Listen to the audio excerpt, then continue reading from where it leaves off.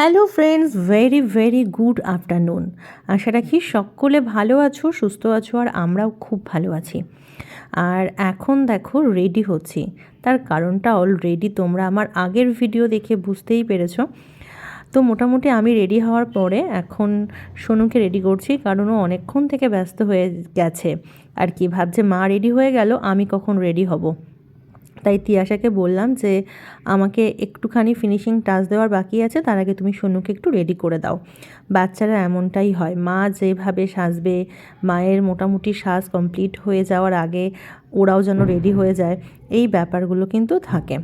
আর সোনু আজকে বলেছিল লেহেঙ্গা পরবে, তো ও মোটামুটি রেডি। আর সোনু ভীষণ লিপস্টিক পরতে ভালোবাসে, আর ভালোবাসে বিয়েবাড়ি যাওয়ার সময় আইশ্যাডো পরতে। তো মোটামুটি ওকে রেডি করে আমাকে বাকিটা করিয়ে দিচ্ছে এখন তিয়াশা। তিয়াশা মোটামুটি মাঝে মাঝেই আমাকে সাজিয়ে দেয়, তবে এইভাবে আর ভিডিও করা হয় না, আজকেই করছি। যেদিন আমার নিজে সাজতে ইচ্ছে করে নিজেই সেজে নেই, আর যেদিন মনে হয় তিয়াশাকে ডেকে নেব সেদিনকে ডেকে নেই। তো মোটামুটি আমি অনেকটাই রেডি। আজকে ভীষণ গরম, চেয়েছিলাম হালকা কিছু পরতে, আর এই জন্য একদমই হালকা গয়নাগাটি, হালকা শাড়ি। তোমাদেরকে অলরেডি বলেছি এই শাড়িটা আজকে আমি প্রথমবারের জন্য পরছি, আর আমার খুব কাছের বান্ধবী ওই আমাকে এই শাড়িটা গিফট করেছে। আর শাড়িটা ভীষণ লাইট ওয়েট, আজকে আমার পরে একটুও গরম লাগছে না। এরকম গরমের দিনে খুব হালকা শাড়ি আর তার মধ্যে প্লিট করে পরে নিয়েছি, একদমই আর অসুবিধে কিছু হচ্ছে না, বেশ ভালোই লাগছে। খুব ছোট ছোট গয়নাগাটি সব কিছু পরে মোটামুটি রেডি। এই যে দেখো শরীফুলকে আমরা ডেকে নিয়েছি, মাও যাবে, মাও চলে এসেছে শরীফুলের সাথে। আর এখন আমরা টোটোতে উঠে পড়ে বিয়ে বাড়ি চলেও এসেছি। পম 6টা নাগাদ বাড়ি চলে এসছে। তারপরে ঝটপট রেডি হয়ে আমরা ওই 7টা 10-15 নাগাদ বেরিয়েছি। এখন হয়তো 7:30 পৌনে 8টা মতো বাজে, তার মধ্যে বিয়েবাড়িতে পৌঁছে গেছি। এখন একটু ফাঁকা ফাঁকা আছে। এই যে দেখো সোনুও রেডি, কেমন লাগছে বলো। আর দুষ্টুও একটা খুব হালকা জামা প্যান্ট পরেছে। দুষ্টু তো বিয়েবাড়ি মানেই বলে পাঞ্জাবি পরবো, ফুল প্যান্ট পরবো, জ্যাকেট পরবো, কিন্তু আজকে এটাই ওকে পরিয়েছি, যা গরম ওইসব ড্রেস আর ক্যারি করানো সম্ভব না। এই হচ্ছে কমলা ভবন আমাদের অনুষ্ঠান বাড়ি। আর কি সুন্দর সামনে সাজিয়েছে দেখো, খুব ভালো লাগছে।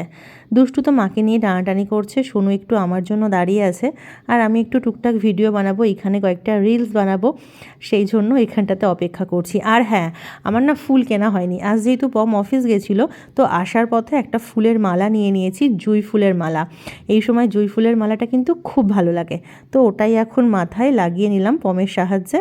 এই যে দেখো, একটা ফুলের মালা না লাগালে পুরো সাজটা যেন কমপ্লিট হয় না। তো চলো দেখিয়ে দিই আমাদের আজকের নতুন বরকনেকে।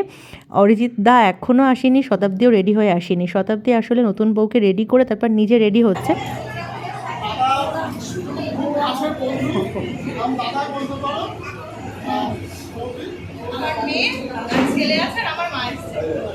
এই জন্য শতাব্দীর আসতে একটু দেরি হচ্ছে, আর অর্পণ নতুন মানুষটার সাথে আমাদের পরিচয় করিয়ে দিচ্ছে। কি নিয়েছি শোনো দুষ্টু?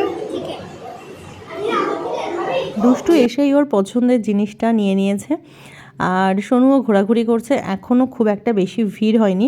দেখো এখানে কি কি আছে, পকোড়া আছে, ফিশ বল আছে, ফুচকা আছে, কফি আছে। ফুচকাটা আমার আর ট্রাই করা হয়নি আসলে।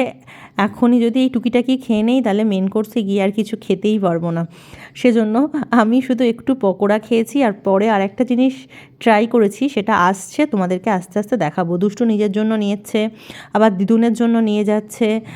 আমিও হয়তো দুষ্টুকে বলছি যে নিয়ে এসো। নতুন বউ কিন্তু ভারী মিষ্টি হয়েছে, খুব সুন্দর দেখাচ্ছে। আর এই যে অরিজিৎদা চলে এসছে, শতাব্দী এখনও আসেনি।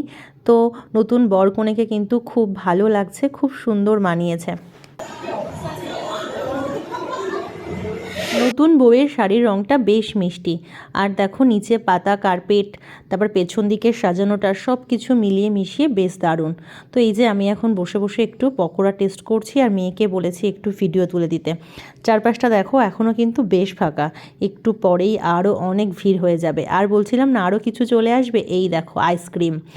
মানে সোনুদুষ্টু শুধু আইসক্রিম খেয়েই গেছে।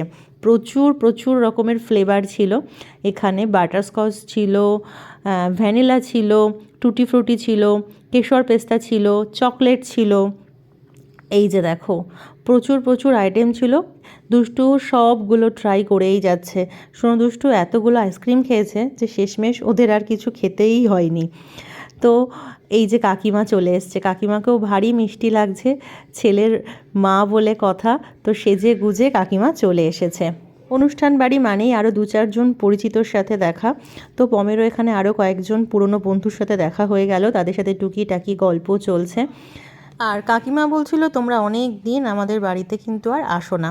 আসলে অরিজিৎ দ্বারা যখন এখানে থাকতো তখন মাঝে মাঝে যাওয়া আসা চলতো, ওরাও আর এখন এখানে থাকে না, মধ্যমগ্রাম থাকে, মেয়েকে ওখানে ভর্তি করেছে। তো যা হয় দূরত্ব বাড়ার সাথে সাথে। তো চলো আমি এখন একটু আইসক্রিম ট্রাই করছি। আইসক্রিম তো পাচ্ছে বাচ্চা মানুষের মতো, তোমরা একটু দেখো। তো চলো আজকের মতো টাটা, দেখা হবে আবার খুব তাড়াতাড়ি পরবর্তী ভিডিওতে, বাকি অংশ থাকবে সেখানে। তো চলো ভালো থেকো, গুড বাই।